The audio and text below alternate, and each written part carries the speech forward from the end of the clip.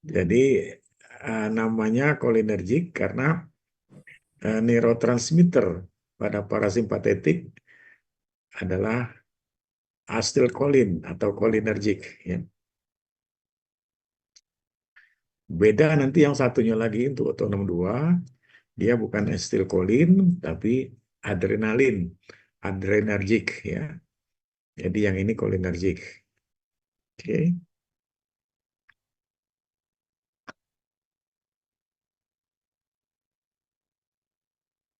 Oke. Inilah bagan nervous system secara keseluruhan pada manusia. Ya.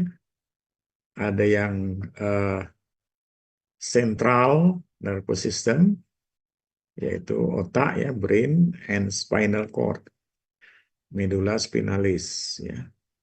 Ada yang perifer nervous system. Nah, jadi yang sentral ini diberikan kuliah tersendiri nanti, bukan saya ya. Saya lebih banyak membahas yang peripheral nervous system. Jadi ada dua, kita lihat bagan ini, autonomic nervous system dan somatic nervous system.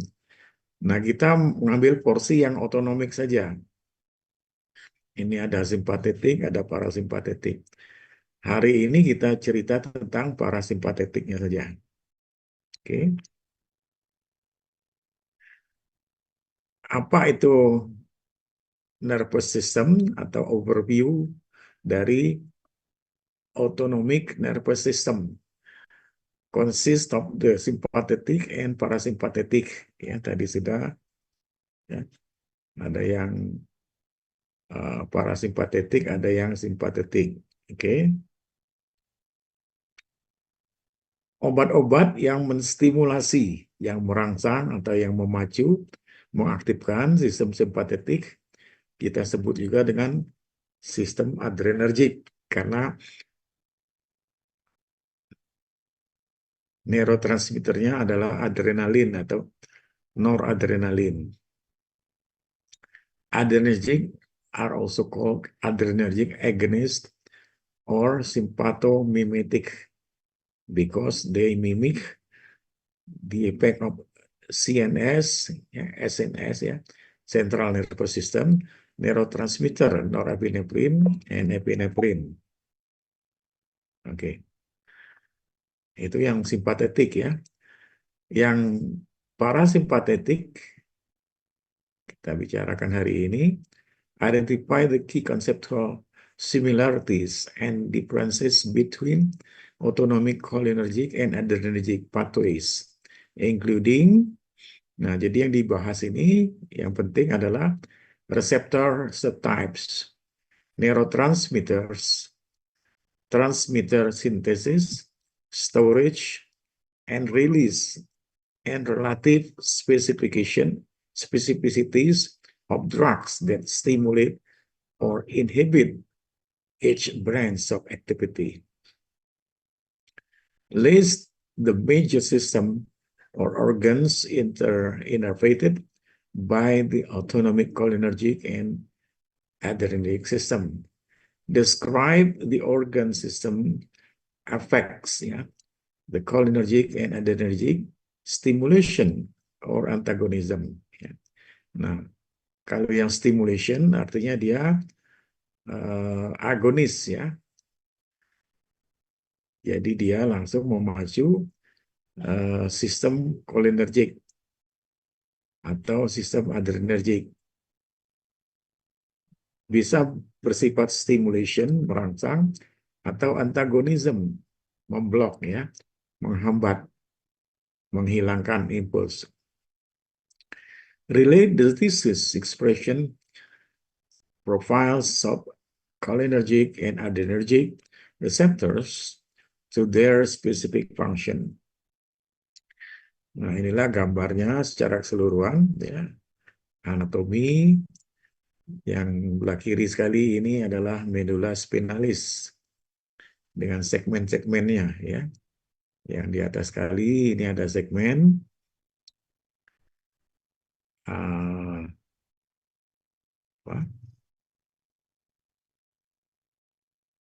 Oke, segmen medula oblongata ya. Lalu segmen ini ada thoracalis ya, toraks ya. Lalu ada segmen yang di bawahnya itu medula spinalis. Ini ada lihat nanti ya bahwa untuk yang segmen medula oblongata itu nanti akan menginervasi ya, akan keluar serabut saraf menginervasi. Ini ada mata ya, otot mata, lalu ada apa,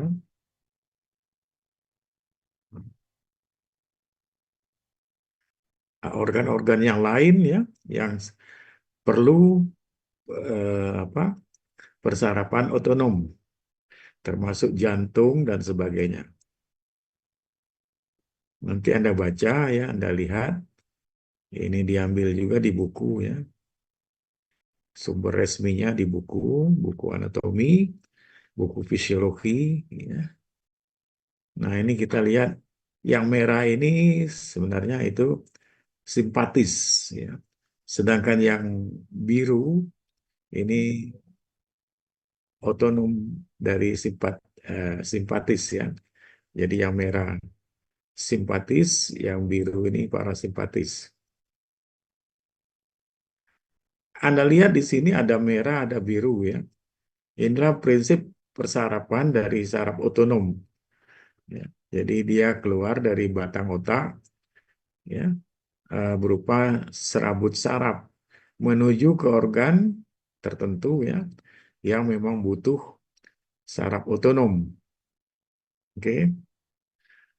Nah, antiknya atau apa istimewanya saraf otonom ini selalu berpasang-pasangan. Kalau ada yang parasimpatis, tentu ada yang simpatis. Ini Anda lihat, ada yang biru, ada yang merah. Yang menuju mata saja misalnya ya. Ini ada yang biru, ada yang merah. Yang merah ini tentunya untuk saraf simpatis. Yang biru untuk saraf parasimpatis. Demikian seluruhnya ya. Kecuali yang di bawah sekali ini ada eh, saraf otonom yang menuju ke organ tertentu, tetapi tidak berpasangan. Ya, ada yang parasimpatisnya saja, ada yang simpatisnya saja. Kalau ini kita lihat ada organ eh, saluran pencernaan, ya, organ suprarenalis ya, ginjal, lalu ada organ eh, ini ada bladder kantung kencing ya, dan juga eh, alat-alat reproduksi. Ya. Nah, dia tidak dipersarapi oleh simpatis, tapi oleh utamanya, dominannya adalah parasimpatis. Ini lebih lengkapnya ya. Jadi, dominasi dari organ-organ tertentu, ada yang hanya parasimpatis saja. Ini kita lihat ya, untuk yang di atas ini parasimpatis saja ya, biru saja dia. Yang simpatisnya yang merah ini. Tapi pada organ tertentu, dia tetap saja berpasangan. Ada simpatis, ada yang parasimpatis. Ya, termasuk yang menuju ke jantung. Ya. Jantung ini kita lihat, ada yang parasimpatisnya, ada yang simpatisnya. Tapi fisiologi tubuh kita, ya, itu dominasi pada organ-organ tertentu ditentukan oleh sarafnya. Ya. Kalau ini kita lihat untuk jantung, dominasinya yang merah ini, ya, jadi simpatis dominasinya. Sedangkan alat-alat pencernaan, dominasinya adalah parasimpatis. Itu secara anatomi ya, Anda bisa pelajari kembali. Tapi yang paling penting dalam farmakologi adalah ini ada contoh serabut saraf. Ada nanti sebelum dia sampai ke organ, itu dia mengeluarkan neurotransmitter. Ya. Nah, yang penting dalam farmakologi adalah jenis atau apa tipe lagi dari neurotransmitternya. Ya. Ada yang asilkolin, tadi asilkolin, kolinergik ya. Ada yang adrenalin atau adrenergik. Nah, bedanya pada anatomi itu sudah kelihatan ya, bahwa semua organ tubuh itu akan dipersarapi oleh pasangan simpatis dan parasimpatis. Simpatis ya, itu kita lihat warnanya merah ya, sedangkan yang eh, tadi ada biru ya, itu parasimpatis. Nah, yang itu yang penting ya, jadi neurotransmitternya yang penting. Parasimpatis itu meng, dimediasi oleh neurotransmitter kolinergik.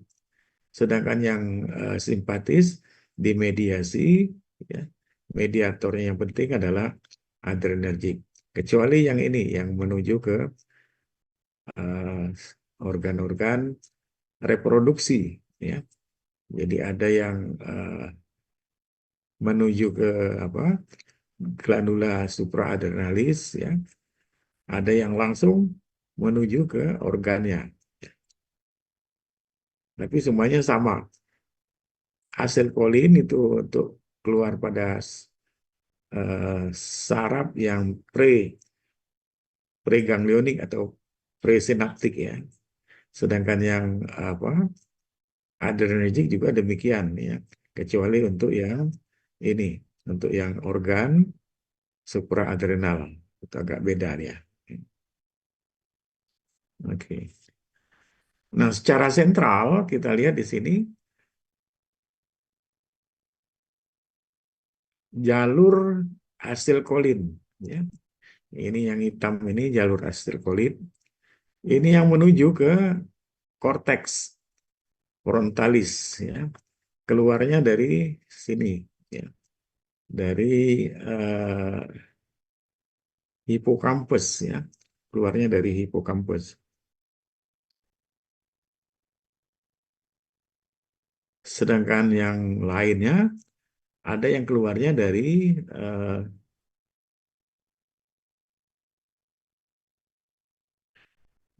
ini ada nukleus caudatus. Istilah nukleus dalam saraf itu adalah sekumpulan neuron ya, yang fungsinya sama, dia eh, akan mengeluarkan serabut saraf. Ya. Jadi kumpulan neuron ini yang fungsinya sama itu kita sebut nukleus. Ya. Nukleus ini ada nukleus caudatus ya, ada nukleus uh, tempat sinaptik saja. Ini ada talamus ya. Yang bawah ini adalah apa? Ini korteks dari otak kecil ya, dari cerebellum. Yang seluruhnya cerebrum, yang ini cerebellum. Ya, ini brain system. Jadi sekali lagi, nukleus yang keluar dari organ tertentu ya akan mengeluarkan serabut saraf dan akhirnya mengeluarkan neurotransmitter. Neurotransmitternya tergantung nanti kalau untuk yang parasimpatis neurotransmitternya adalah asilkolin. Sedangkan yang simpatis neurotransmitternya adalah eh, apa? Adrenalin. Oke. Nah, sehingga kalau kita ambil satu neuron saja, ya, neuron adalah serabut saraf yang terdiri dari badan sel, ya, lalu ada aksonnya, lalu ada terminalnya. Nah, dalam farmakologi yang penting tadi sudah disebutkan adalah bagian terminal yang mengeluarkan neurotransmitter. Ya. Kalau dia mengeluarkan neurotransmitter asilkolin, maka seluruh ini namanya serabut kolinergik. Sedangkan kalau ini mengeluarkan neurotransmitternya adrenalin atau noradrenalin, maka namanya adalah serabut saraf adrenergik. Supaya jangan bingung, sampai sini ada yang mau bertanya enggak? Silakan kalau ada yang kurang jelas.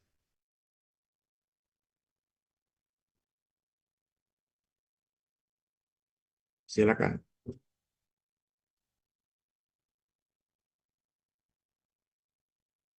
Naila ya, mau bertanya Naila.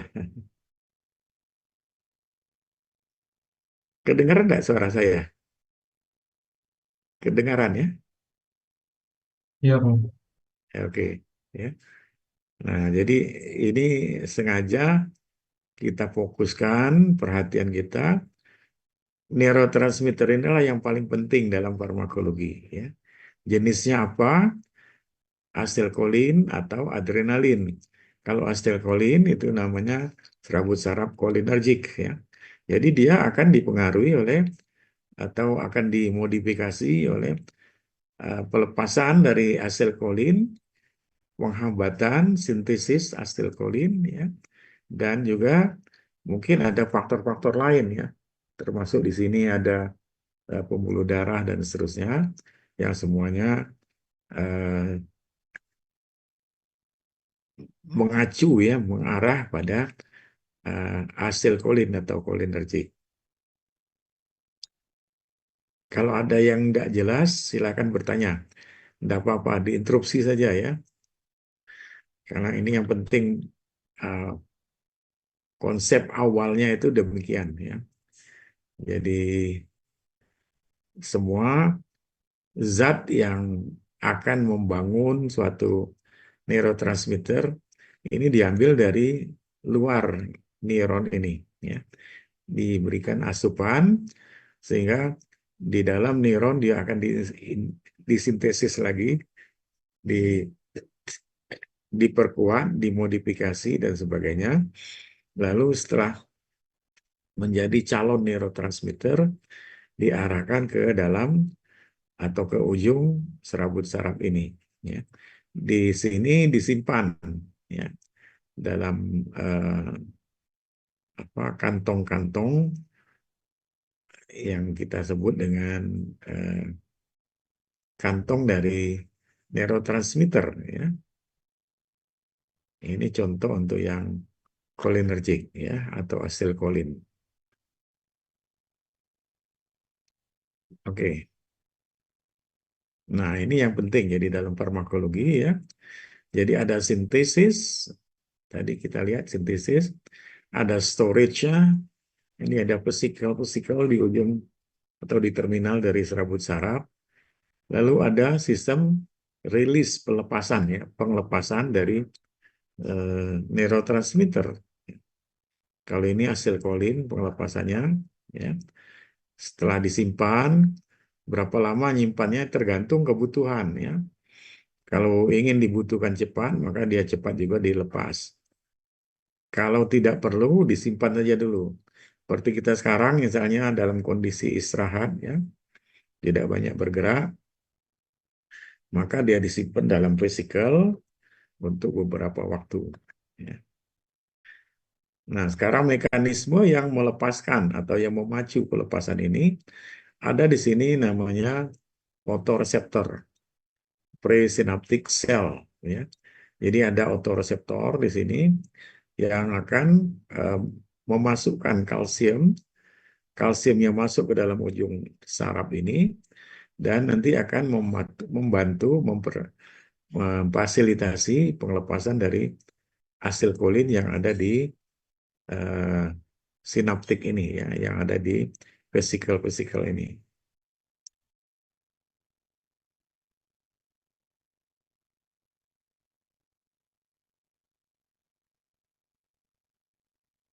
Oke. Jadi uh, fokus kita dalam farmakologi dan juga mempelajari, mengkaji efek-efek obat dari yang berkaitan dengan saraf ini adalah bagian terminal Ini presinaptik, yang ini bagian terminal yang postsinaptik ya. Sehingga dia nanti akan lepas, sudah lepas dia akan mencari reseptornya yang sesuai ya. Misalnya asetilkolin, reseptornya adalah reseptor kolinergik ya.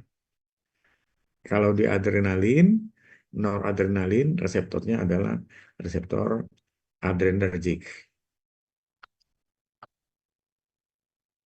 Ada yang mau bertanya sampai sini? Cukup jelas ya? Oke. Jadi ini lebih rincinya lagi. Jadi mekanisme pengelepasan daripada neurotransmitter ya.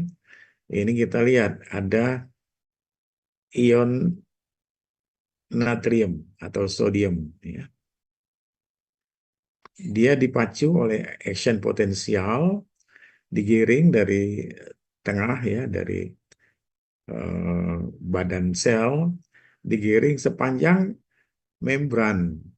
Ini membran saraf, dan akhirnya ketemulah dia dengan kalsium yang masuk ya dari luar sel masuk ke dalam sel. Terus nanti akan berproses sedemikian rupa, lalu dia akan mengaktifkan ya, memfasilitasi masuknya kolin. Tadi kolin adalah bahan baku hasil kolin ya, yang ada di sekitar sel, sekitar membran sel. Sehingga dengan ada bantuan natrium, dia akan masuk, jadilah kolin di sini, ditambah dengan asetilkolin. Ya. Asetil koenzim A menjadi dia asetilkolin ya, yang sudah siap untuk berfungsi. Oke, jadi ini hasil kolin yang sudah siap berfungsi, lalu dia pecah, lepas hasil kolinnya, dia akan bergerak menuju di sini ada reseptor asetilkolin ya. Lalu dari reseptor ini akan menarik ya asetilkolin yang ada di ini cairan eh, apa interstisi ya Pak, dalam sinaptik, dalam celah sinaptik ya. Nah, lalu asetilkolinnya akan berikatan dengan reseptor kolinergik tadi ya. Oke, lalu reseptor ini akan aktif, diaktif menjadilah reseptor kolinergik ya, itu jadilah fungsi kolinergik yang sebenarnya ya. Nah, yang penting Anda ketahui reseptor kolinergik ini ada dua tipe ya. Satu, ini yang besar ini reseptor kolinergik dari muscarinic. Ini ada yang kecil, yang bulat ini ya. Ini reseptor kolinergik juga, tapi namanya reseptor nikotinik. Kalau yang kolinergik dia tidak memasukkan apa-apa, tapi kalau dia aktif dia akan mengeluarkan satu potensial aksi ya. Sedangkan yang ini nikotinik reseptor, kalau dia aktif maka dia akan membuka ya seperti celah di sini untuk memasukkan eh, terutama kalsium dan natrium ya. Natrium ya. Sehingga dia jadi aktif, masuklah kalsium atau natrium tadi akan mengaktifkan fungsi reseptor atau fungsi sel pasca sinaptik. Ya. Ini fungsi sel presinaptik, ini celah sinapnya seluruh ini, dan ini akhirnya pasca sinaptik. Ada yang mau ditanyakan sampai di sini? Ini prinsip-prinsip kerja daripada obat eh, parasimpatik atau obat kolinergik. Jadi tujuan utamanya adalah mengaktifkan reseptor muskarinik yang ini ya, dan juga reseptor nikotinik yang ini. Ada yang mau ditanyakan?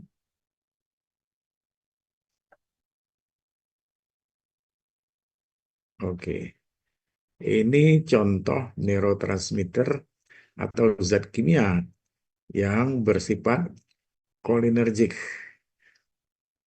karena dia mengaktifkan eh, reseptor kolinergik ya. Jadi baik pun reseptor nikotinik atau muskarinik tadi, maka obat apapun yang dapat mengaktifkan langsung kita sebut sebagai obat agonis, obat yang cocok ya untuk reseptornya. Oke, contohnya di sini asetilkolin, ya, karbakol, ada metakolin, ada betanikol. Nah, semuanya ini adalah obat-obat yang bersifat agonis terhadap fungsi dari kolinergik, saraf-saraf kolinergik. Oke,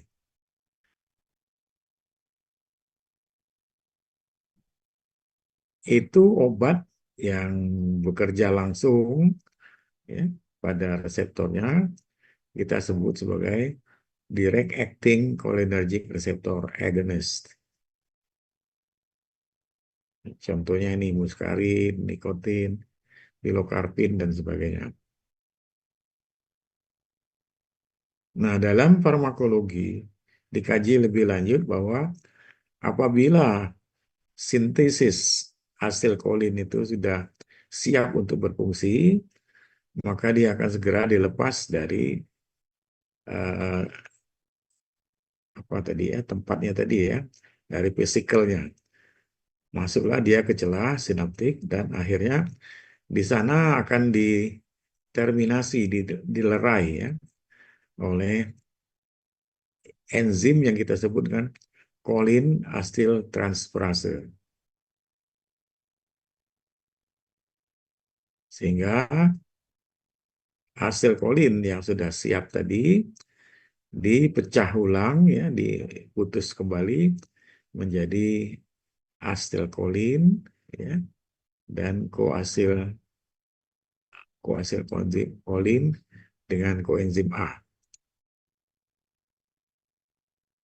Oke. Nah, inilah apa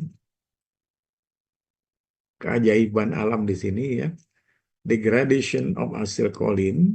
Ya, ini sudah jadi acetylcholine, sudah disintesis tadi. Lalu dia dilepas ya, masuklah dia ke dalam celah sinaptik. Di sana ya acetylcholine ini sudah ditunggu oleh reseptor kolinergik ya. Dan sekaligus dia akan mengaktifkan apabila dia berikatan, mengaktifkan sistem kolinergik. Tapi tidak lama berikatannya itu. Itu segera akan diputus kembali oleh enzim asetilkolin esterase. Oke, sehingga setelah diputus, dipecah, asetilkolin tadi menjadi ini ada kolin dan asam astat yang berfungsi adalah asetilkolinnya berfungsi. Setelah jadi kolin dia tidak berfungsi sebagai kolinergik lagi, apalagi asam astatnya tidak berfungsi. Tapi dia sudah menjadi zat kimia yang tetap ada di dalam serabut saraf. Ini catatannya ya, 600.000 molekul asetilkolin ya, itu sekali dilepas ya akan menjadi asetilkolin per menit ya. Turnover time of 150 milliseconds. Nah, bayangkan ya. 150 milidetik itu segera akan pecah. Sehingga steps involved in the action of acetylcholine esterase, one, binding of substrate acetylcholine, ya. Formation of transient intermediates involving OH hydroxyl ini on serine, ya. Lalu loss of choline and formation of acetylcholine acylated enzyme, and at the end the acylation of acetylcholine enzyme, ya. Ini acetylcholine esterase enzimnya, regeneration of enzyme. Demikian, ini berlangsung cepat sekali, milidetik, ya. Dan yang itu yang berfungsi sebagai mengaktifkan cholinergic system. Oke, ya. Jadi kira-kira demikian skemanya. Intervention, cholinergic transmission, rate limiting precursor transport, ya. Ini kolin misalnya, ya. Lalu disintesis, disimpan di storage, lalu dilepas, release, menjadilah dia asilkolin. Asilkolin ini yang aktif, mengaktifkan, ya, reseptor action, dan yang sudah dipecah, hasil pecahannya menjadi degradation by acetylcholine esterase. Jadi sekali lagi, acetylcholine yang di sini yang berperan, ya, dalam fungsi cholinergic. Supaya jangan bingung, silakan kalau ada yang mau bertanya. Ini skema ini penting sekali, ya. Sampai Anda sudah tamat dokter pun memahami bagaimana kerja obat-obat cholinergic. Inilah skemanya. Ada yang mau bertanya? Silakan.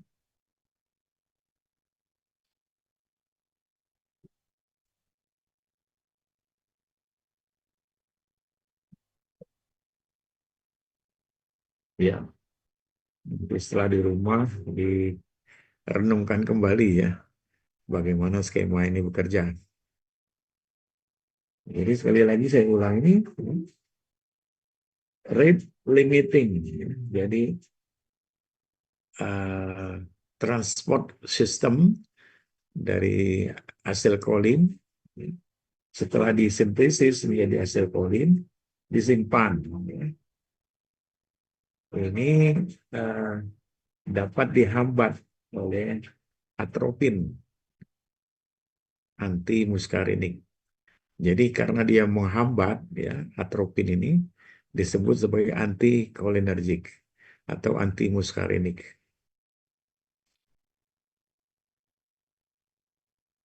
Lalu dengan trimetapan, ya, ini mempercepat pelepasan, ya, trimetapan ini. Lalu cholinergic agonist direct acting, ya. Lalu ada juga acetylcholine yang bekerja langsung kepada reseptor, terjadi action, ya, terjadi aksi aktivasi dari sistem cholinergic. Lalu acetylcholine-nya dengan cepat ini, tidak hitung-hitungan menit, ya, tapi mungkin detik, didegradasi, dipecah jadi reseptor action dan degradation by acetylcholine esterase. Apabila acetylcholine sudah dipecah demikian, ya, ini maka tidak ada efek lagi pada sistem cholinergicnya. Makanya anti-cholinesterase itu ada yang bersifat reversible. Contohnya neostigmin. Ada juga yang bersifat irreversible. Misalnya organofosfat. Yang reversible itu tentunya setelah dia berfungsi, ya, menghambat hasil kolinesterase, maka kerjanya sampai terjadi pecahnya, terpisahnya asetilkolin dengan eh, komponen yang lain. Tapi kalau yang sudah irreversible, ini dia bisa memecah, membantu pemecahan, tetapi eh, merusak ya, menghambat lama terhadap reseptor tersebut. Nah, ini kita sebut dengan organofosfate yang irreversible. Oke, sampai tadi masih ada yang mau bertanya? Kalau yang lainnya nih hanya hafalan saja ya.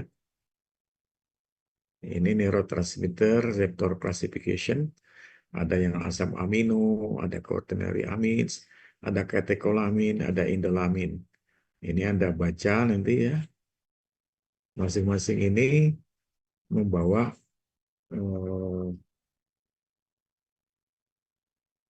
neurotransmitter tertentu, dan neurotransmitter itu akan bisa mengaktifkan reseptor tertentu atau juga bisa mengantagonis reseptor tertentu.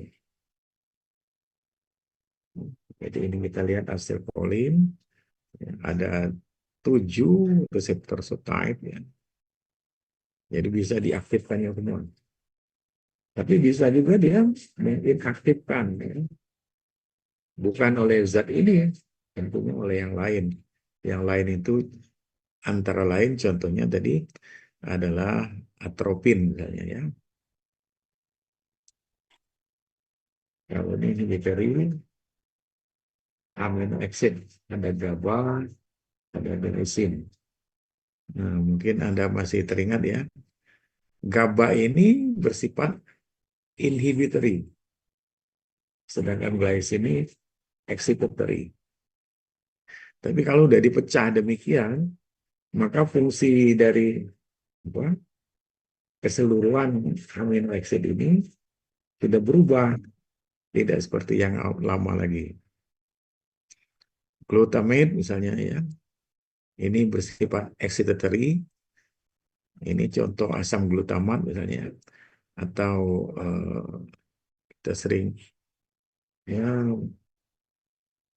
makan zat perangsang yang bersifat glutamat, maka dia akan mengaktifkan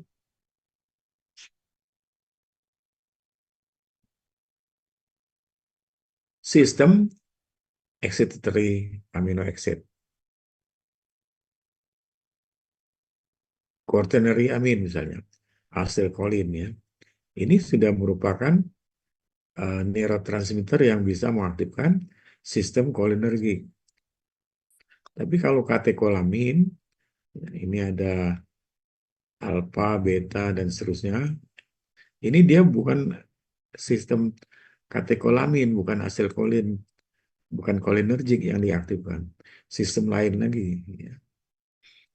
Misalnya norepinephrine, nah ini udah jelas dia mengaktifkan sistem adrenergik atau simpatis. Kalau asetilkolin tadi sistem parasimpatis. Dopamin ini merupakan prekursor. Jadi zat awal dari sistem adrenergik, dari norepinephrine. Ya. Makanya kalau kita kena darah tinggi misalnya, dokter selalu mengevaluasi bagaimana sistem katekolaminnya, bagaimana sistem adrenergiknya. Ya. Perlu dihambat, atau sebaliknya kalau dia dalam keadaan koma, pingsan, dan sebagainya ya, itu diduga dopaminnya terlalu banyak ya, terlalu dominan ya. Kalau dominan dia akan eh, diaktifkan ya, atau justru terlalu sedikit, inefisien, maka dia akan dapat diaktifkan melalui dopaminergic system. Ini indolamin lain lagi ya, misalnya serotonin dan sebagainya. Itu kerjanya beda dengan yang sudah kita bicarakan di atas. Oke, kita lanjutkan ya. Cholinergic receptors. Reseptor dapat berikatan atau dapat diaktifkan oleh asetilkolin dan diperantarai aksinya disebut dengan reaksi cholinergic. Sebaliknya, reseptor tersebut ya terdiri dari nikotinik dan muskarinik. Jadi salah satu saja atau dua-duanya reseptor ini diaktifkan oleh asetilkolin, maka yang aktif nanti dalam tubuh manusia adalah sistem cholinergic. Ini reseptor nikotinik ya terletak di ganglia. Nah, ini yang penting juga. Ganglia dari postsynaptic nervous system atau ini parasympathetic nervous system atau justru sympathetic nervous system ya untuk mengaktifkan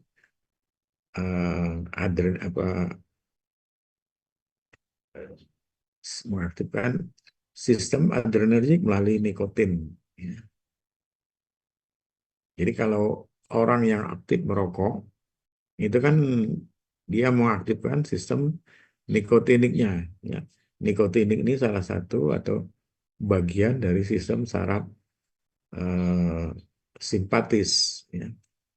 Nah, makanya orang yang banyak merokok ya itu sistem simpatisnya menjadi aktif antara lain dengan terbukti dari aktivasi sistem simpatis ini dengan meningkatnya tekanan darah. Sebaliknya muscarinic reseptor ya, ini terletak di postsinaptik, ya, bisa juga di bagian-bagian otak tertentu. Ya. Ini akan mengaktifkan otot-otot jantung ya, dan kelenjar, ya, glands. These receptors are stimulated by muscarinic, found on mushroom dan sebagainya. Oke, ini contoh yang nyata ya dari reseptor. Di sini ada reseptor asetilkolin atau cholinergic reseptor ya. Dia akan mendegradasi asetilkolin jadi kolin dan asam asetat. Oke.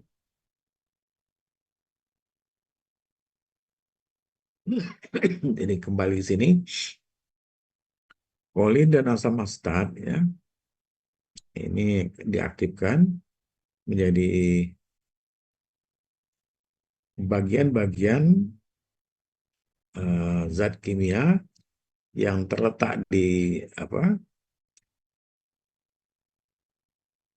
vesikel di kantong cholinergic ini menjadi asetilkolin yang dilepas untuk mengaktifkan. Di sini ada reseptor cholinergic.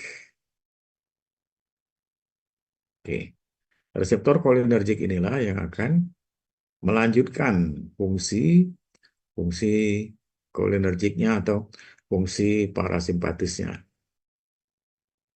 Oke. Ini tadi sudah kita jelaskan ya. Nah, jadi sistemnya demikian.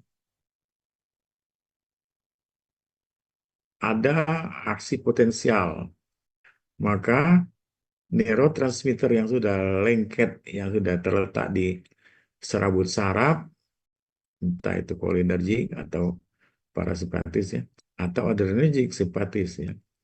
Lalu dilepas, sudah dilepas dia akan di metabolisme lebih lanjut. Oke. Nah, ini yang perlu Anda hafalkan. Kalau dia diblok ya, strategis for pharmacological intervention ya, maka akan menunjukkan efek ya usually rate limiting states. Jadi dia eh, menimbulkan reaksi farmakologi yang terbatas. Oke. Nah, kembali kita ke organ-organ, ya. Di sini ada cholinergic nervous, ya, yang kalau gambarnya seperti gini, ada sinaptik, ya, di apa sepanjang kiri kanan medulla spinalis. Ini udah pasti eh, saraf adrenergik atau saraf simpatis, ya. Jadi ini adalah reseptor atau ganglion simpatis, termasuk ini, ya. Sedangkan yang ganglion parasimpatis biasanya langsung di dekat organnya atau terletak pada organnya, ya. Otot polos misalnya, dan seterusnya. Dikit lagi ya. Yang ini harap dibaca saja. Ini activation of ocular parasympathetic fibers results in narrowing of pupil, ya, pupils and increase curvature of the lens, enabling near objects to be brought into focus. Oke, ya, jadi itu fungsinya, ya. Oke. Saraf cholinergic atau acetylcholinergic are mediator at terminals of all postganglionic parasympathetic fibers. Oke, sekali lagi, dia akan diterminasi aktivitas dari cholinergic ini oleh uh, cholinesterase, ya. Sedangkan acetyltransferase ini untuk sintesisnya. Waktu kita masih ada, ya, masih ada, ya, 9.40 nanti. Nah, during activation of the membranes, calcium enters into the exoplasma through voltage gate channels to activate protein kinase. Ya. Ini nanti kalau sudah S2 melakukan penelitian yang akan kita apa amati, ya, observasi adalah molekul-molekul termasuk kalsium, ya, lalu reseptornya sendiri, lalu mungkin neurotransmitter yang lebih spesifik itu yang dianalisis, ya. Misalnya kenapa orang ini mendadak pingsan, ya. Itu bayangan kita tekanan darahnya turun mendadak. Nah, turun itu mungkin aktivasi dari parasimpatis. Mungkin masih ingat, ya, bahwa eh, parasimpatis yang diaktifkan tiba-tiba maka akan menimbulkan tekanan darah yang tidak stabil, ya. Tekanan darah yang mendadak turun. Yang itu yang eh, contohnya pada refleks vagus, ya. Vagus refleks itu biasanya orang bisa pingsan, ya, karena tekanan darahnya tidak stabil, mendadak turun.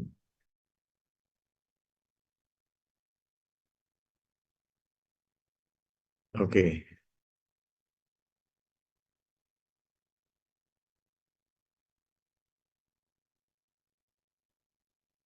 ini harap dibaca saja, ya. Postsinaptik, presinaptik, ya. Jadi sekali lagi jelaskan, postsynaptic reseptor adalah sebuah reseptor yang terletak bagian pos, ya, eh, apa bagian setelah membran setelah daripada neuron presinaptik, ya. Yang di atas ini neuron presinaptik, ya, tempat sintesis dari neurotransmitter. dilepas, lalu dia mengaktifkan reseptor postsinaptik. Oke, setelah mengaktifkan reseptor postsinaptik, maka neurotransmitter itu sendiri dipecah, didegradasi ya, atau untuk terminasi aktifnya, aktivasinya ya. Itu yang apa postsinaptik ya. Oke. Oke. Sekarang kalau Anda baca buku ya, di sana ada M1, M2, M3 subtipe ya. Ini baca saja. Kalau M1 itu biasanya tipikal untuk reseptor pada sistem kolinergik. Ya. M2 juga masuk tipikal, tapi fungsinya beda dengan M1. Bisa dibaca nanti M1, M2. Oke.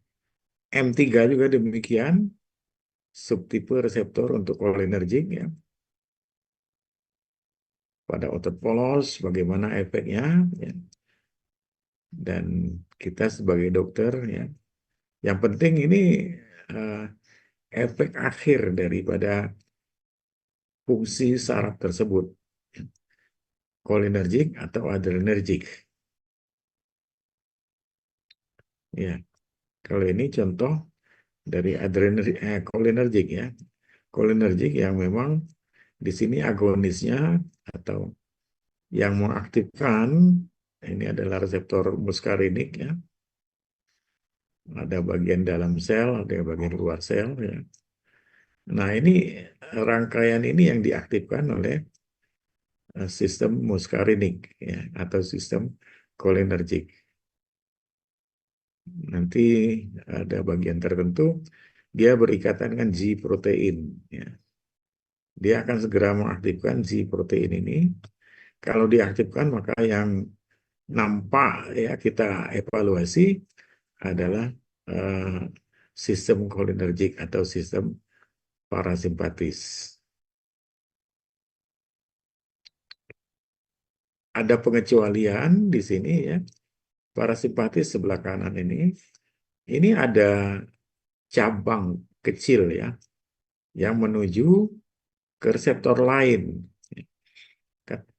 Katakan ini parasimpatis ya, mengaktifkan eh, mestinya otot polos ya, parasimpatis kan. Tapi ada cabang simpatis yang juga mengaktifkan sistem kolinergik ini. Tapi fungsinya berbeda. Kolinergik yang di sini langsung mengaktifkan sel-sel otot polos ya. Sel-sel otot yang berkaitan dengan saraf kolinergik. Sebaliknya di sini ada parasimpatis, tapi ada juga rami kecil ya, rambut saraf kecil yang mengaktifkan eh, simpatis. Ya. NA ini singkatan dari noradrenaline. Ini contohnya pada kelenjar eksokrin dan juga pada ini ada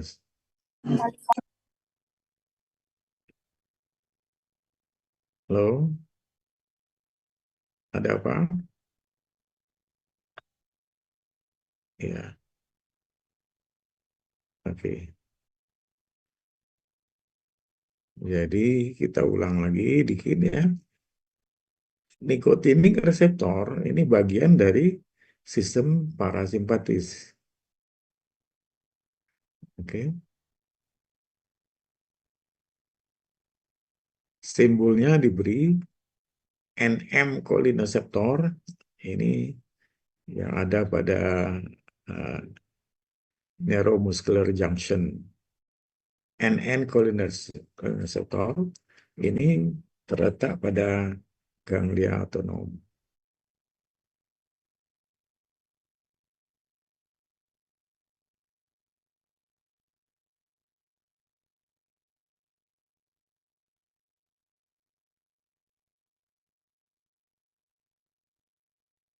Oke,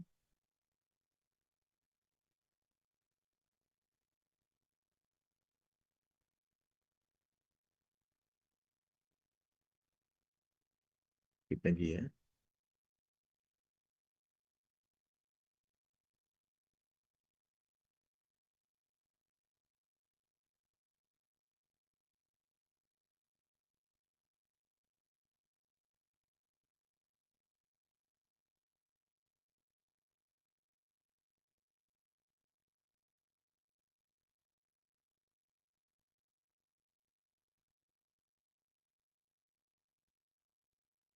Ini contoh reseptor nikotinik ya.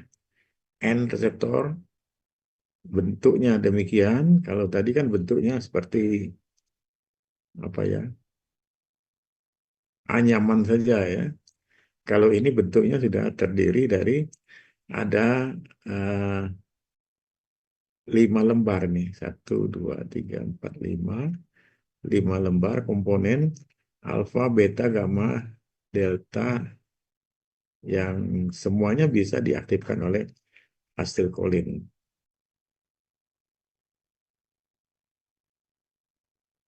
Oke. Nah, ini perlu dibaca. Kalau agonis, ya, itu dia berikatan dengan reseptornya dan mengaktifkan. Itu ciri-ciri agonis. Sedangkan antagonis, dia berikatan dengan reseptor tapi tidak mengaktifkan fungsinya. Fungsi reseptor tersebut tidak aktif. Ya. Itu antagonis. Gampangnya demikian.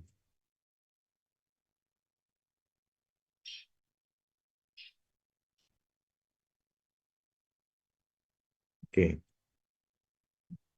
jadi tadi sudah disebutkan, cholinergic termasuk obat-obatnya itu adalah zat yang mampu atau neurotransmitter yang mampu memacu ya sistem nervous system pada parasimpatis.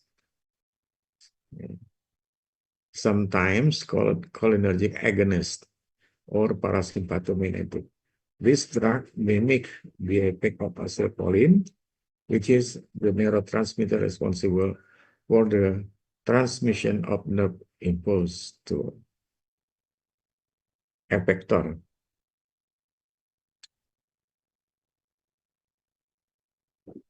Oke,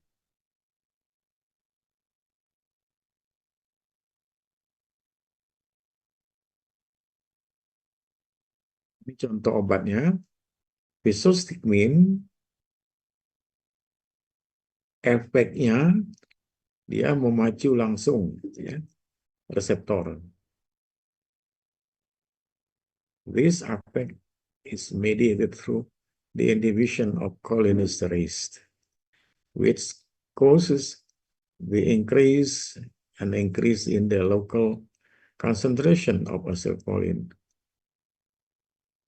The net effect is agonistic yeah, on acetylcholine receptor.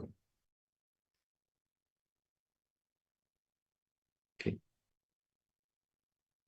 Contoh obat-obatnya adalah obat yang bekerja langsung atau mengaktifkan langsung reseptor cholinergic atau yang menghambat ya itu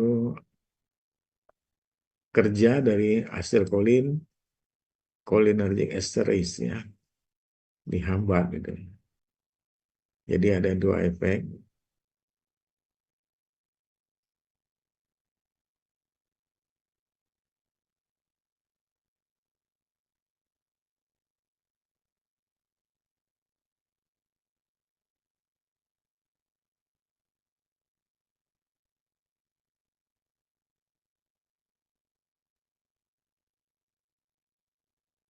Oke. Jadi ada yang aktif mengaktifkan langsung reseptor, ada yang justru memblok ya, memblok reseptor atau ini ada cholinergic blocker anticholinergic, parasimpatolitik, ya, atau antimuskarinik. Ya. Jadi ada yang langsung memblok reseptor, ada juga yang hasil aktivasi dari reseptor itu diblok. Memahami enggak maksudnya? Ya. Jadi ini ada reseptor, ya, mengaktifkan reseptornya, ya. Maaf, neurotransmitter mengaktifkan langsung reseptornya. Itu kita sebut dengan agonis. Itu reseptornya tentunya reseptor kolinergik, ya. Tapi ada juga yang justru memblok, ya, eh, zat yang bisa mendegradasi neurotransmitter tertentu, ya. Itu namanya yang bekerja tidak langsung. Ya. Oke. Jadi ada yang bekerja langsung, ini contoh obatnya. Kolinester, alkaloid, ya. Nanti dibaca saja obatnya apa saja, ya. Asetilkolin ini yang bekerja langsung, karbahol yang bekerja langsung pada reseptor. Nah, ini contoh setelah dilakukan eksperimen pada binatang misalnya,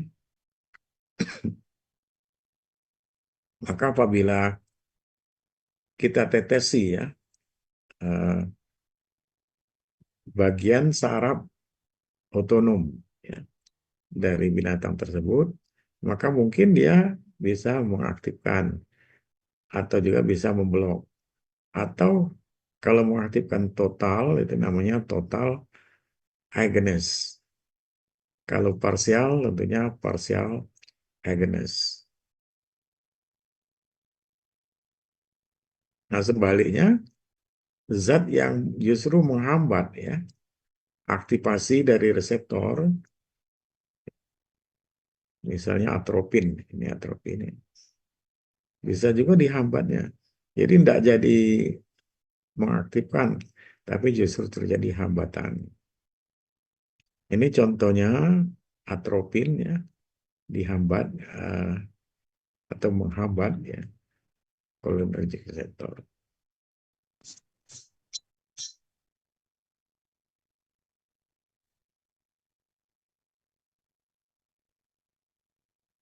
Oke.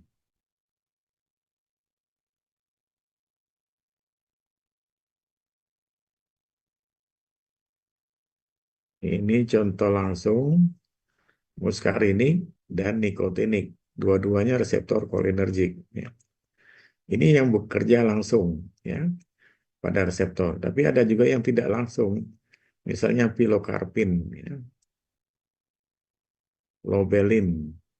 Dia bekerja dengan eh, memodifikasi zat yang bisa berperan pada reseptor tertentu. Oke. Nah, ini contoh Pilocarpus jaburandi, ya. Ini dari tanaman, ya, menghasilkan zat yang kita sebut dengan pilokarpin. Ini justru berperan atau penting dalam klinis pada kasus glaukoma, ya, maling penglihatan misalnya, ya. Pilocarpus jaburandi justru ini nanti akan menghambat aktivasi kolinergik pada sistem.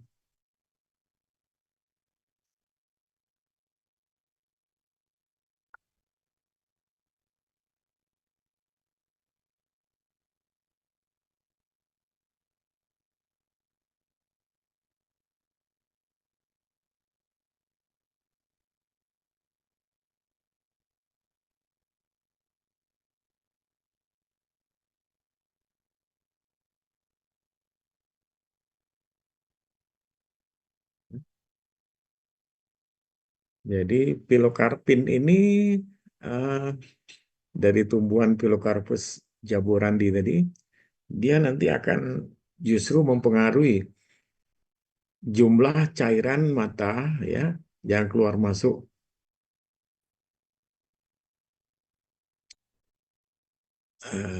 ini pada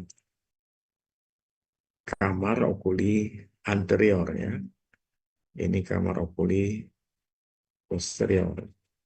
Nah, ini akan dipengaruhi, diatur.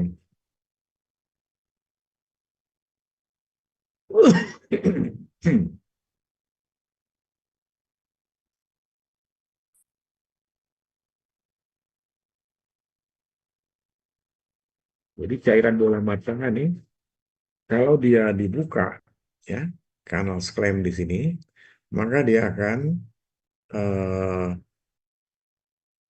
apa, memfasilitasi lancarnya aliran cairan bola mata ini. Jadi sebaliknya kalau ditutup, maka tidak terjadi atau tidak lancar lagi ya metabolisme sirkulasi dari cairan bola mata ini.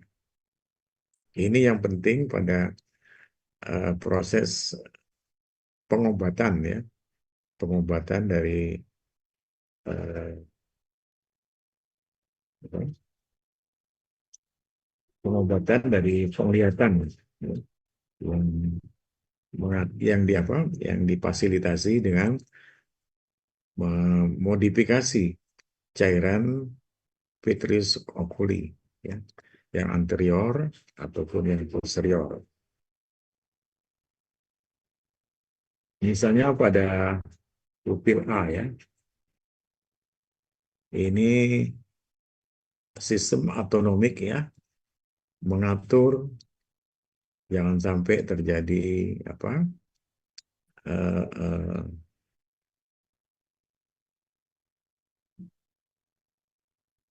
eh, eh, kemacetan ya, sirkulasi cairan bola mata ya, akibat dari ini eh, adanya kontraksi dari otot-otot pupil, ya, otot-otot iris mata kita ya, sehingga terjadi apa yang kita sebut dengan action midriaticum. Jadi midriatik ini karena otot irisnya itu apa ya, menarik, ini ada apa, eh, ini kita lihat dari depan ya, menarik dia sehingga eh, seolah-olah cairan bola mata itu terhambat, tapi diafragma atau lebarnya pupil melebar, membesar ya. Nah, sebaliknya yang ini otot bola matanya berkontraksi yang justru yang longitudinal ya, yang ini yang sirkuler, yang ini longitudinal, sehingga dengan demikian nampak seolah-olah pupil kita apa melebar ya. Kalau ini tadi pupilnya mengecil. Nah, pada zat yang diproduksi oleh jamur muskarin, ya, Amanita muscaria, ini ada Amanita phalloides. Nah, itu akan mempengaruhi sistem kolinergik atau sistem adrenergik. Ya, ini penting dalam pengobatan ya. Misalnya mereka yang eh, apa terlalu banyak makan zat-zat dari tumbuhan yang dapat berperan ini mengaktifkan atau meningkatkan kerja daripada iris ini ya. Ini contoh banyak citizen atau tabex ya, lalu chewing gum ya, nikotinel dan sebagainya. Dia akan mengatur keluar masuknya cairan dalam bola mata ini.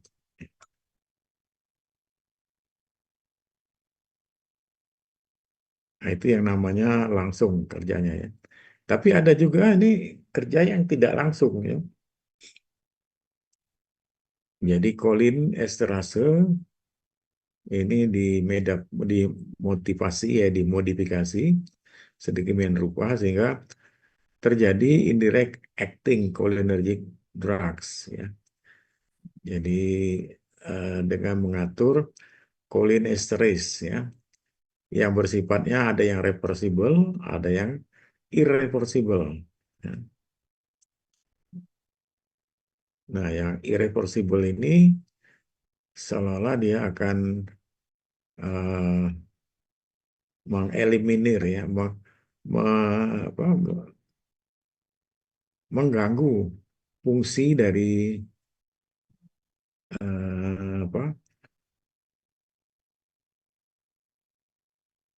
sirkulasi ya, fungsi dari sirkulasi cairan bola mata. Ya. Ini ada obatnya yang reversible, yang contohnya ini adalah galantamin, pisostigmin, ya. Lalu ada juga donepezil, rifastigmin, takrin ini tidak dipakai lagi ya, karena cukup toksik ya. Kalau donepezil masih dipakai, ini tidak begitu toksik ya.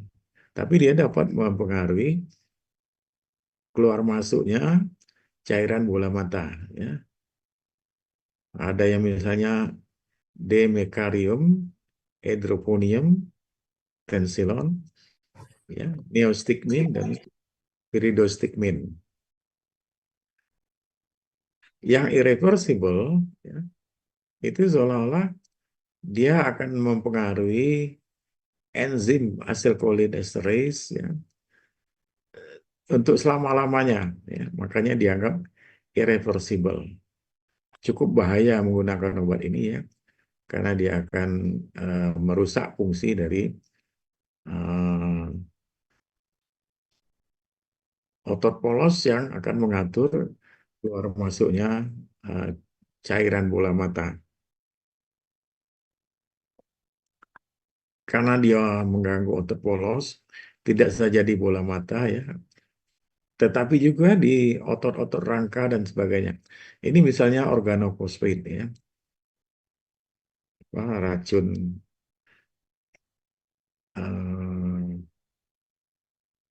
apa misalnya, racun kecoa lah misalnya ya. Ini ada paration, malation dan sebagainya.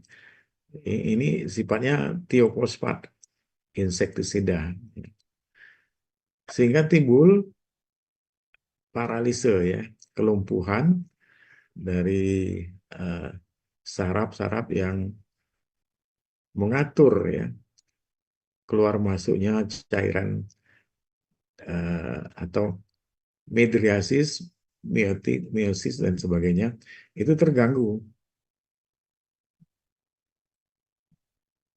Itu di apa? Di cairan mata ya. Tapi yang nyata ini ada contohnya tabun, sarin, soman dan sebagainya. Itu justru nanti akan mengganggu pernapasan kita. Makanya kalau Anda lihat ya, di film-film ya atau di eksperimen itu orang memakai topeng yang apa, menutup demikian hidungnya sehingga tidak mudah masuk ke dalam paru-paru. Kalau dia masuk ke dalam paru-paru, maka akan terjadi kelumpuhan ya, untuk kontraksi sehingga tidak tidak bisa uh, tidak terjadi sirkulasi udara, sirkulasi pernapasan dan sebagainya, maka orang itu akan meninggal ya dengan sendirinya.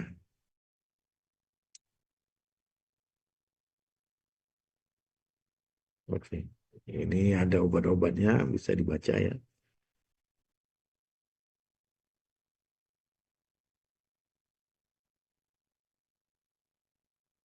Oke, obat-obat yang dapat mengganggu keluar masuknya udara pernapasan dengan mengganggu cholinesterase ya. Jadi cholinesterase ini selalu lumpuh ya. Ya. Jadi pada intinya obat-obat yang bekerja pada sistem otonomik ini agak sulit, membingungkan ya untuk dipelajari. Tapi dengan kita ikut dari awal, bagaimana atau zat apa ini akan bekerja di mana, maka jadi mudah untuk mempelajarinya. Ya, iya.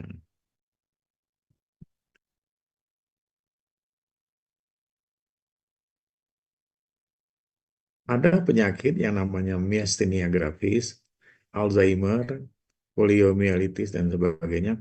Itu ternyata ya ada gangguan pada sistem eh, otot polos ya yang akan eh, mengaktifkan atau melemaskan ya,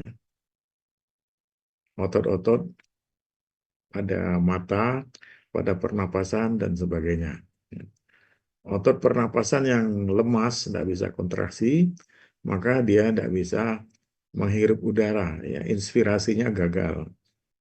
Sebaliknya, kalau otot polos itu diaktifkan, maka dia terjadi eh, spasme ya, kekakuan dari sistem pernapasan.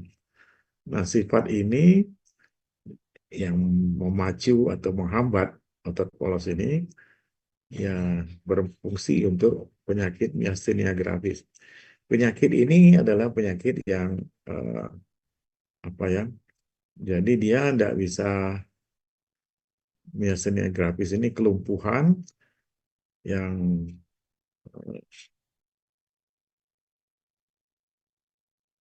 tidak bisa mengangkat kelopak mata, tidak bisa menggerakkan kelopak mata. Ya. Jadi seolah-olah kelopak matanya itu tertutup terus, ya. Myasthenia gravis atau Alzheimer. Alzheimer ini justru sistem kolinergik sentral ya yang terganggu. Jadi dia seolah-olah eh,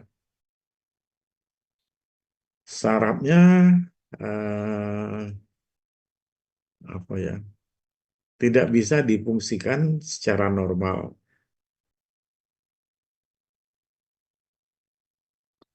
Ini ada poliomielitis, postoperatif paresis, dan sebagainya. Itu semua akibat dari eh, otot-otot pada otot rangka ya. Jadi awalnya otot polos, lalu berlanjut pada otot eh, rangka kita ya. Ini obat-obatnya, ada nipalin dan sebagainya.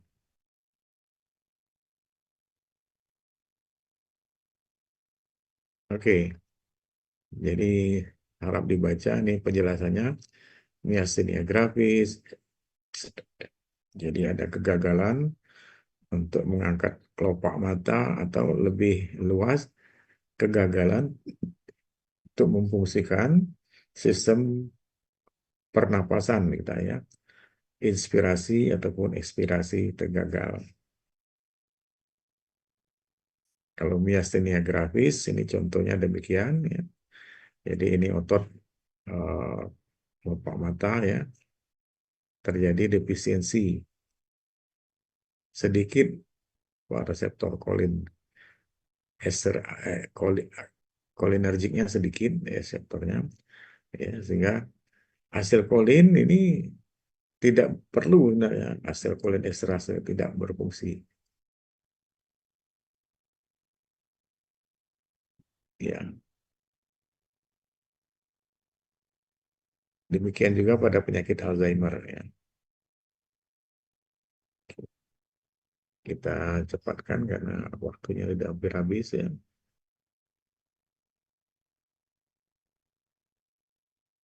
Oke. Nah, nanti ini sinopsisnya ya. Harap dibaca, direnungkan, dipelajari, dikaji ya. Ini otot polos yang eh, mengganggu pada sistem arteriol, otot polos pada pembuluh darah, simpatetik ya, atau pada jantung, parasimpatis yang penting. Atau juga eh, otot polos yang berperan untuk mengatur beberapa kelenjar di saluran pencernaan.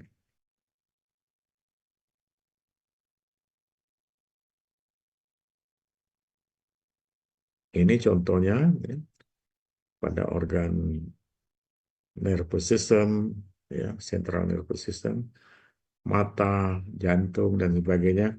Itu kalau terjadi gangguan, tidak sinkron, jadi ada yang kontraksi tapi relaksasinya terganggu, atau sebaliknya relaksasi terganggu, kontraksi terus-menerus, maka fungsi dari organ tersebut juga akan terganggu secara total.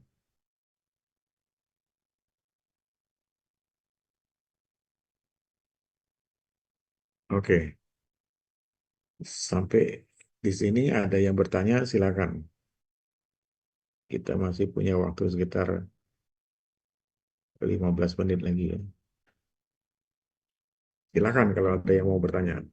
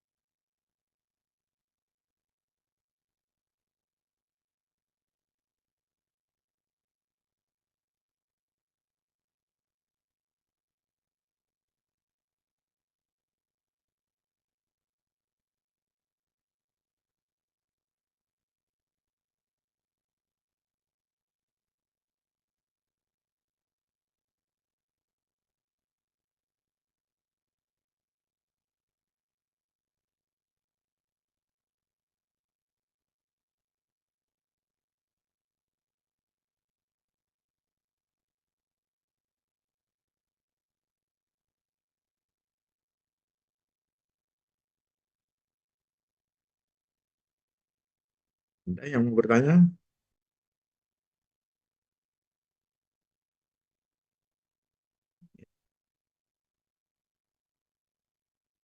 Kalau tidak ada, kita masih sekitar 16 menit. Ya. Tolong nanti dibaca dulu ya. Cholinesterase activating drugs ya. Jadi obat-obat yang mengaktifkan reseptor kolinergik ya, atau disebut cholinesterase.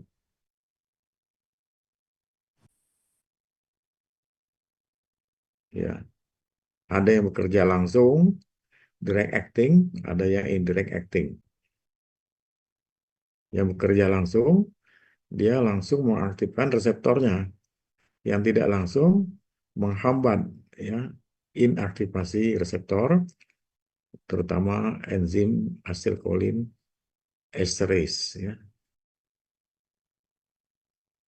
Ada yang bersifat reversible, jadi dia hambatnya sementara, tapi ada juga yang irreversible, hambatnya menetap dalam jangka panjang.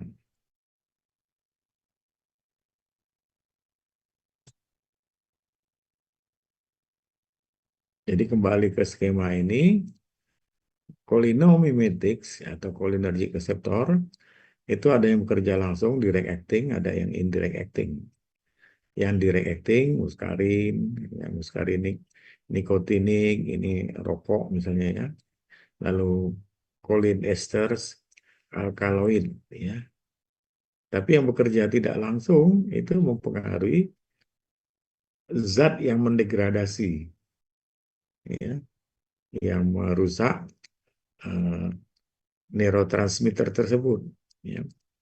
Misalnya eh, ini yang paling terkenal adalah organofosfat atau karbamat dan hidrokonium. Organofosfat ini ada yang bersifat very long acting. Karbamat demikian, ada yang intermediate, ada yang long acting.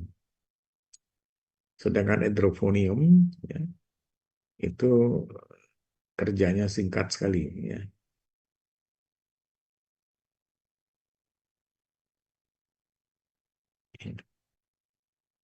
Ini contoh rumus molekul dari cholinergic system atau neurotransmitter dan metabolismenya.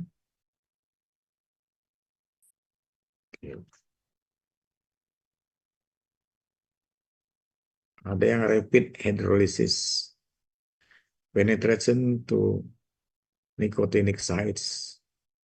Ada juga yang doesn't penetrate di CNS. Nah, ini harap dibaca. Yang bekerja ya, pada sistem cholinergic, maka akan menimbulkan efek. Misalnya mengganggu atau memodifikasi nodus SA, nodus AV, ya, atrial muscle, dan seterusnya. Ini contohnya pada vagal action atau vagal stimulation ya. Jadi rata-rata bentuknya hampir mirip ya. Misalnya untuk yang long acting mirip nih.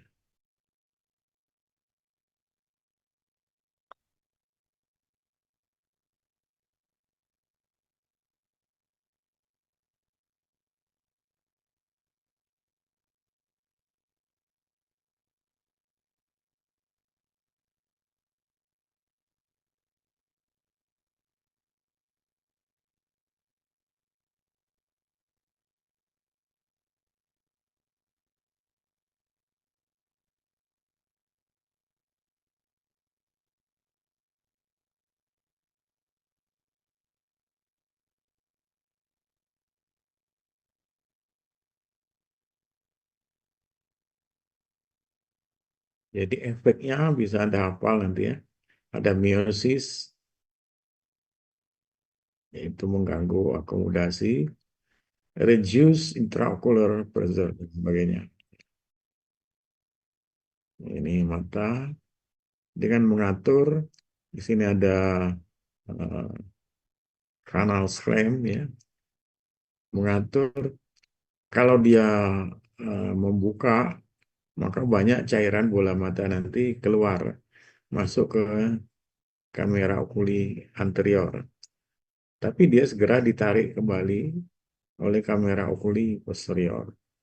Sehingga cairan bola mata ini sebagian besar bukannya di otot jantung.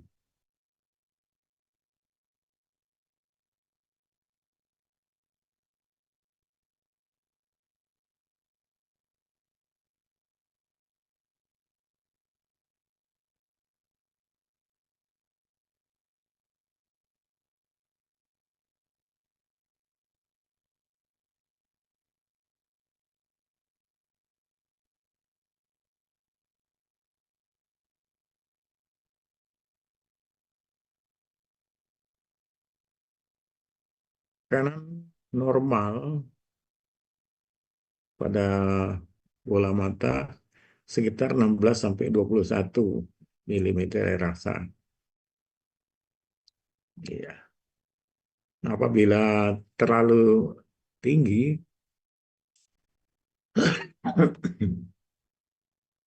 misalnya pada kasus closed angle glaucom, ya, itu tinggi biasanya tekanan bola matanya ya.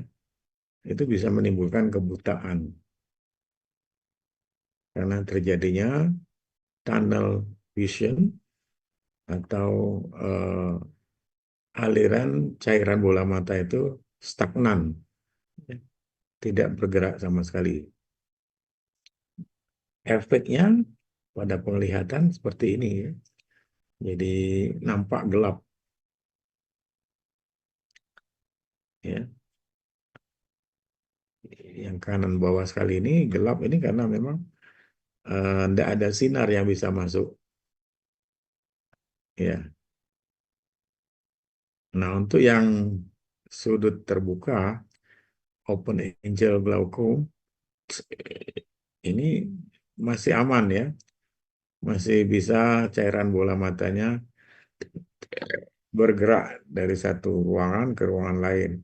Tapi yang close angel glaukom ini yang sering terjadi kebutaan ya, karena tidak bisa bergerak dan akibatnya tekanan dalam bola mata ini meningkat, maka terjadi kerusakan pada saraf-saraf yang mempersarapi bagian dalam mata ya. Ya, seperti gini.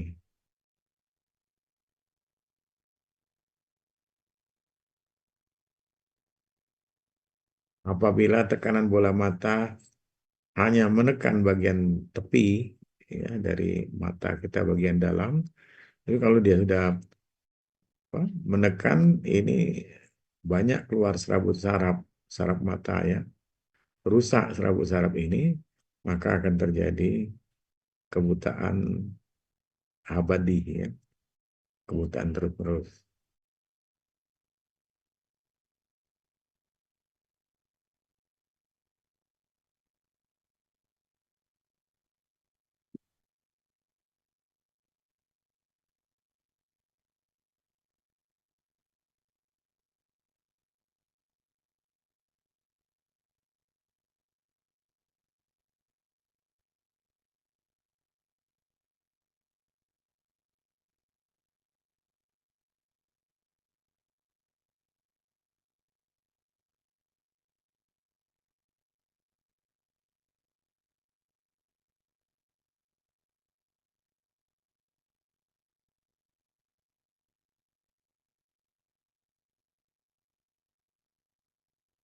Mekanismenya lebih rinci nanti dipelajari di bagian mata ya.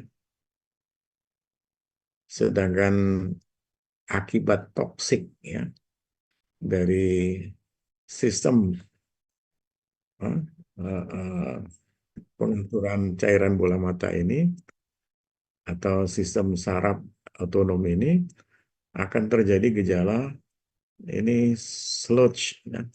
Salivationnya berlebihan, lacrimationnya juga berlebihan, urinary incontinence ya, jika sudah stagnan terjadi diare, GI cramps dan akhirnya emesis. Obatnya tidak lain adalah indirect acting cholinergic ya. Ada yang reversible, ada yang irreversible, tensilon contohnya ya. Tapi untuk yang keracunan, yang penghambatannya pada sistem cholinergic yang katakan uh, presinaptik ya, itu akan terjadi pralidoksin atau diberikan pralidoksin. Ya, sekali lagi uh, dari saya hanya sebatas ini penjelasannya ya. Harap dibaca, memang agak sulit, membingungkan ya. Tapi kalau dibaca pelan-pelan, nanti akan ketahuan uh, lebih enak gitu ya, lebih apa, uh, seolah-olah Anda sudah memahami gangguan pada bola mata, gangguan penglihatan dan sebagainya, ya, dengan memberikan obat-obat yang langsung bekerja pada reseptornya atau yang bekerja dengan memodifikasi antidotumnya, ya, memodifikasi obat yang mempengaruhi apa eh, pemecahan ya atau pengelepasan dari neurotransmitter yang ada di reseptor. Oke, mohon dimaklumi hanya ini saja barangkali kuliah dari saya yang pertama ini ya untuk oke ya habis ya. Oke. Sebelum ditutup silakan kalau masih ada yang mau ditanyakan.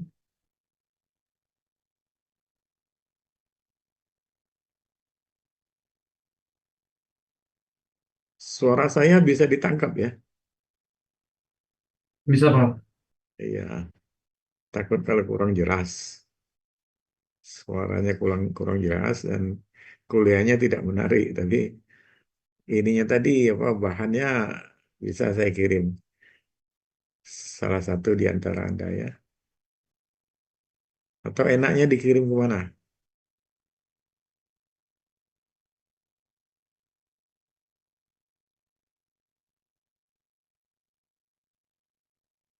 Ya, oh ya, oke. Ya. Nanti kalau ada yang kurang jelas, boleh tanyakan kembali lewat HP saya ya, sehingga Anda tidak terlewatkan dengan materi ini. Ini penting karena ini langsung berkaitan dengan klinik ya.